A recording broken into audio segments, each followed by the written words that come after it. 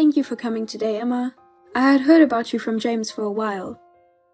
But when I actually met you, I was surprised to find that you are much nicer than I had imagined. I can't believe that such a nice young lady is going to marry James. I'm so happy. I think my husband is happy in heaven. Please take good care of James from now on. Please come visit us again. Thank you very much. But let me tell you one thing. Please don't see me again. What? I won't visit you during Obon, New Year's, and GW. If necessary, I'll ask only James to go there. Let's not get involved in anything other than weddings and funerals. Huh? What? Why? I'm sorry, did I do something to offend you? No, it's not like that. I just married James and became his wife. I'm not the bride of your family. I'm a stranger to you, not a blood relative. Please be sensible about that. It must be tiring for both of us to care about each other. Please keep contact to a minimum. I'll turn off notifications on my line as well. If you need something, please contact James. But please don't rely on James too much, just because he's the eldest. Don't rely on him too much. I'll invite you to the wedding, but please don't do anything harsh. Do you understand? Huh? I understand. I was told something like, did I do something rude? Was Emma mad at me? Oh, I forgot to tell you, Mom. I'm sorry. Emma was not mad at you. She's just a little cautious. Wary? You mean she's shy? That's not what I meant. To tell the truth, Emma's mother and her grandmother on her father's side had a very bad relationship. Her mother and father's grandmother had a very bad relationship. She's seen them fight since she was little. They're separated from her father's side of the family now. She's wary of her mother-in-law. It's not about my mom. That's what you meant. I don't want to do anything to Emma. It's like a trauma. Yeah, that's what I meant. So, well, maybe after we get married, we'll be a little bit apart. But it won't be a problem, right? My sister and her husband live nearby. If you need anything, you can just ask her. It's true that Ava stays here too. I'm sure I won't be in trouble. But it'll be a little lonely. We got to know each other so well. Well, what can we do? Once we got married, we'd have drifted apart sooner or later. We're a single mother family, and Emma's family is different from ours. Don't do anything unnecessary at the wedding. Just sit quietly in your seat. Status?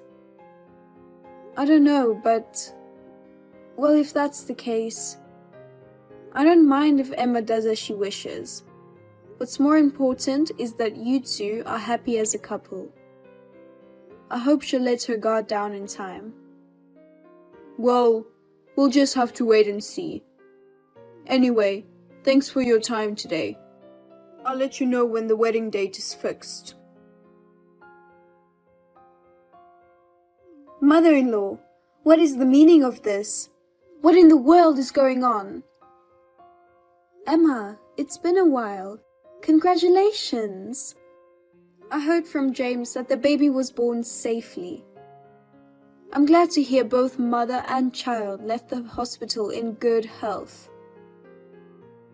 What is it? Don't act like you're worried about me. Don't even send that. Pretending to be worried? No, I'm not pretending. And what's all that stuff? Baby clothes and money? What do you mean by that? I don't know what you mean.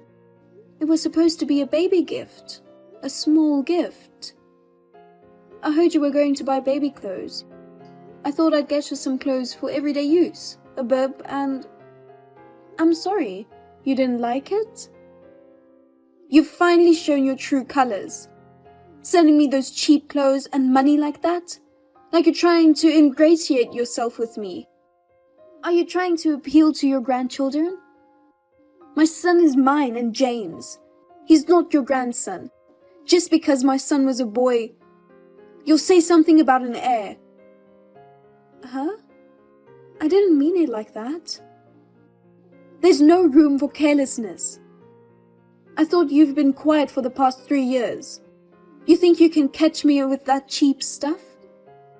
It's just a nuisance. That's why mothers in single-parent households are. I didn't mean it like that. I just wanted to congratulate you. I didn't even know the sex of the baby until just now.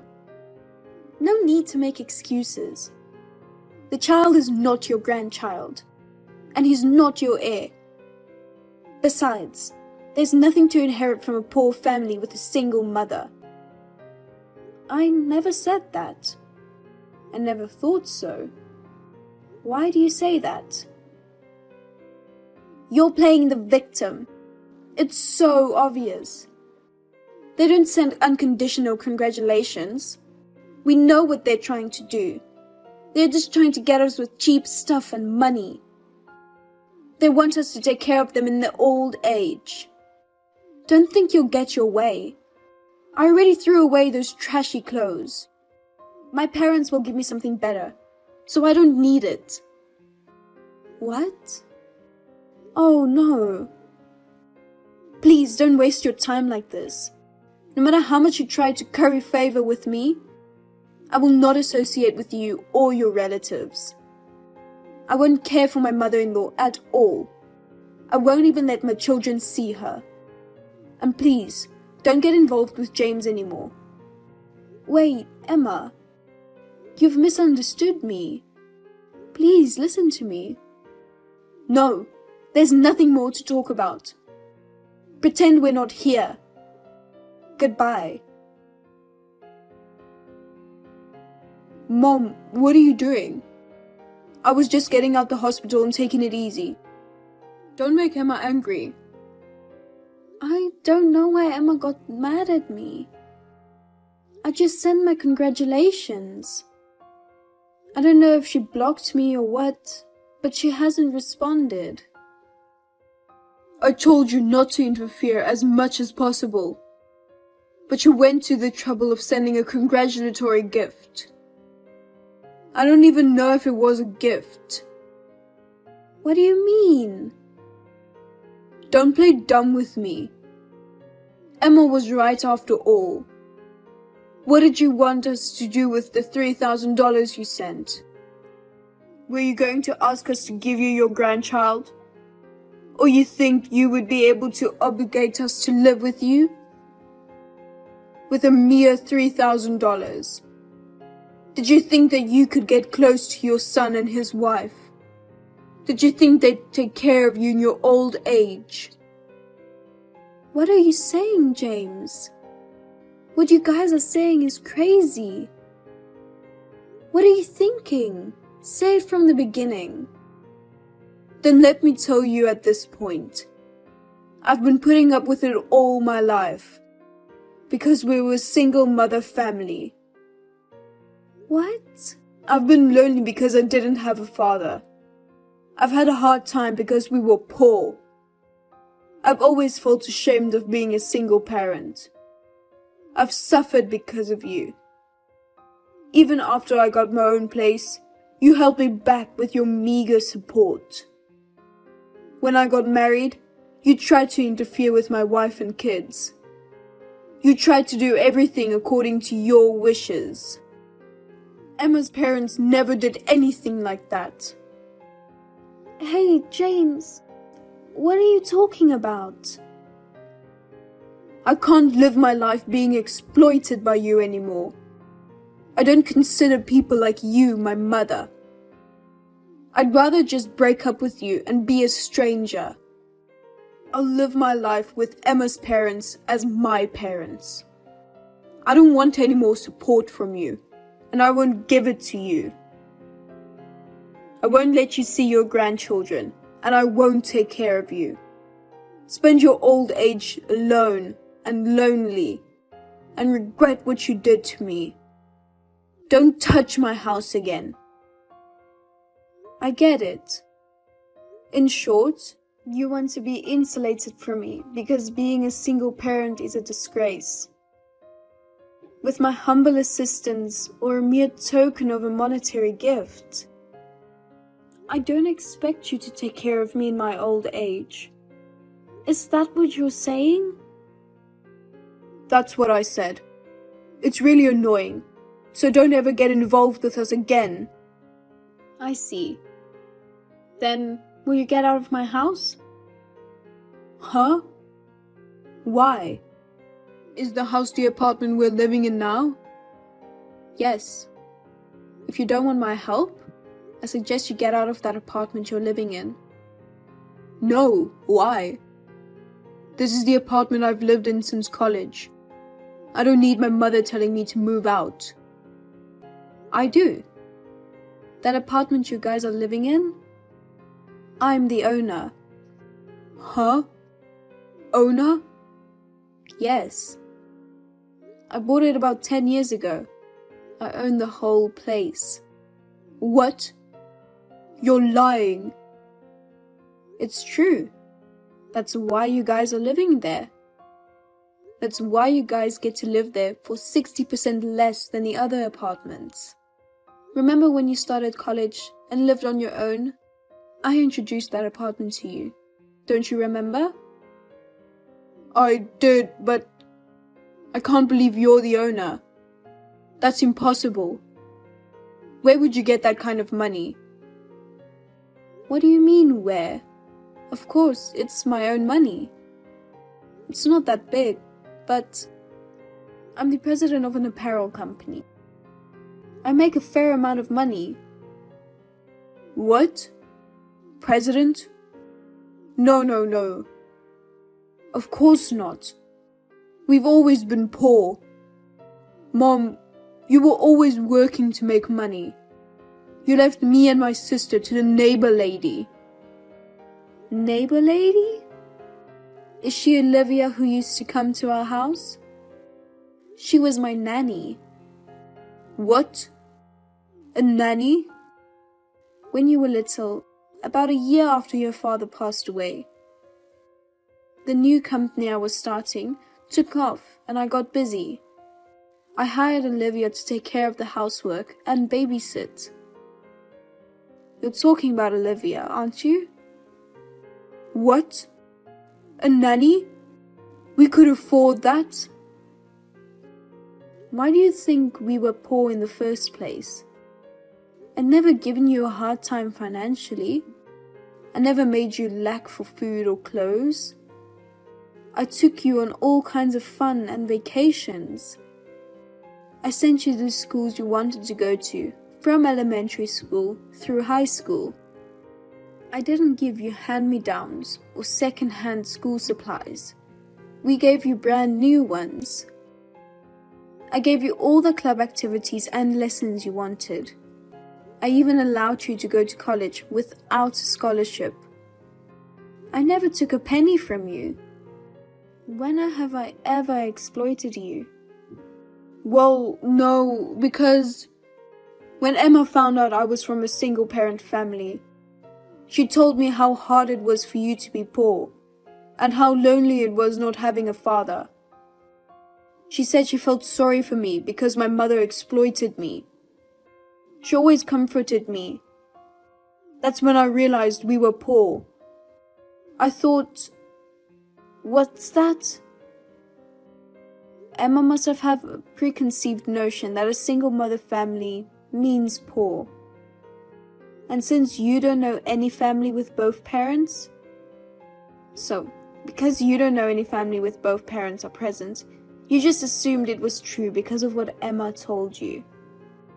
That's why I thought you were being so harsh to me. That's why.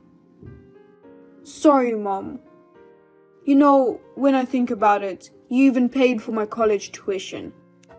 You always sent me enough money. We never had a hard time with money. We had a much better life than most people. but I forgot about that. I'm sorry. I was so ungrateful. Don't apologize. I feel better now that I know why you guys hated me. Mom, well... Okay, back to the apartment. I'm going to change the rent back to the regular rent in the next month or so. What? Wait, why? Why what? You don't need my help anymore, do you? If you want to keep living there, pay the regular rent. If that's not possible, then you'll have to move out. Wait a minute. Why? You just cleared up that misunderstanding. I apologized. You said you feel better. All I understood was why you guys were being so stubborn. The condo is a different story. I don't think so. You don't want to think of me as your mother. That you are ashamed of being a single parent. You've suffered because of me. With the same mouth that you said you wanted to cut ties altogether. And now that you've apologized, you want me to continue to support you. I don't think you intend to say something shameless like that, do you? No, that's... Words are like bullets. They hurt people easily, and they can't be taken back. I've already lost my patience. I'm going to do you guys a favor and completely cut you off. No help until now. No help from now on. Even after the worst happens to me, I'll leave my inheritance, my company, and everything to Ava. I've already decided where I want to spend my old age. Oh, and you don't have to pay back the money I gave you in college, and the money for the baby shower gift. Wait, Mom, we can't afford an apartment. We just had a baby. We can't afford to raise the rent or move. Why are you saying such a pessimistic thing? Where's that tough attitude you had when you pushed me away? I'm truly sorry. Please forgive me, Mother. I've already made up my mind. You and your wife can talk about the rest. Mother-in-law, I'm very sorry until now. I heard from James. I've misunderstood you, my mother-in-law. I've been outrageously rude. For 3 years. I am truly sorry. Well. Thank you for contacting me despite your busy schedule. But there's no need for you to apologize. I'm fine. You've just been discharged from the hospital, and I know you're worried about your health. I'll stay out of your way. Please, get some rest. Oh no, please don't say that. Give us a chance. I will come to apologize. We will bring our child with us.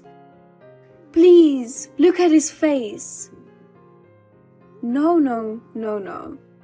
No apology necessary. Please don't come to my house. I haven't seen you since the wedding. I can only vaguely remember your face. It's nerve-wracking, and we both know how sensitive you are. I don't like the idea of you bringing a newborn baby into the house. What? You don't want to see your grandchild? If you really insulate us like this, I'll never see them again. My daughter and her husband have 4 children. I'm just in time. Besides, they are your children, not mine. Not my grandchildren, right? No, it's not. And you're using your children as a shield to cover up what you did. I don't think that's a good idea. No, I didn't mean it like that. I'm really sorry about...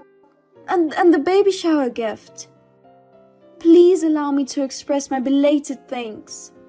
I'm sorry about the baby clothes. I'm sorry too. Those baby clothes you threw away because they were cheap? They were my company's baby products. What? Cheap-looking baby clothes made by my company. It wasn't an appropriate celebration. My daughter was happy to use them, so I misunderstood. I'm so sorry. No. I'm so sorry again and again. Really, oh my. Ever since I was a little girl, I watched my mother being bullied by her grandmother. I've had a lot of sarcastic comments myself. I thought if I got married and she served me like that, I thought about the possibility of having my children taken away from me. I was really scared.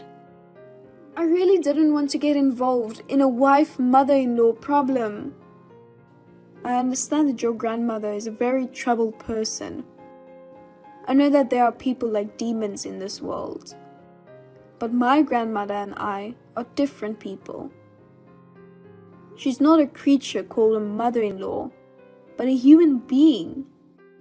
And when I do not do anything, I am harshly rejected. I feel sad and hurt. I'm sorry. I don't know your mother-in-law well. I was caught up in preconceived notions and did a terrible thing. I'm really sorry. No more apologies. I don't need your mother telling me to move out. I'm also concerned about your physical condition right after the birth. I also need you to cool down a bit. Let's keep our distance for the time being. We'll talk about it when you've calmed down. Yes. Well then, take care of yourself. I'll see you again sometime. After that, I received a polite letter of apology from Emma. Emma's parents, who had no idea what was going on, bowed down to me. It seemed that the misunderstanding had been cleared up, so I made peace with Emma. However, James went out of control. He was so eager to somehow get my permission to continue my support. He would storm into our house early in the morning or late at night before or after work. He would pull our newborn child away from Emma. He tried to bring him to our house, which was a 2-hour drive away. He would put himself on the back burner and say to Emma, "It's your fault," and so on. He caused me and Emma and others a lot of trouble. He eventually charged in and was caught by his sister, Ava. She tightly gripped him, and it seemed like he finally came to his senses. However, it seems that James, who went out of control, scared her so much. At Emma's request, James and his wife are now living separately with divorce in mind. James is unable to see his wife and children freely and is living alone and lonely. It may be Emma's fault for imprinting her beliefs on James, but the worst is James, who then went off on a tangent based on his own feelings. I'm really ashamed of myself. As for me, when I was able to get rid of the tension between Emma and myself, we've been giving each other gifts, such as mid-year gifts, year-end gifts, birthday gifts, etc. We are continuing to communicate with each other with a good sense of distance. I hope our relationship will continue in a relaxed manner.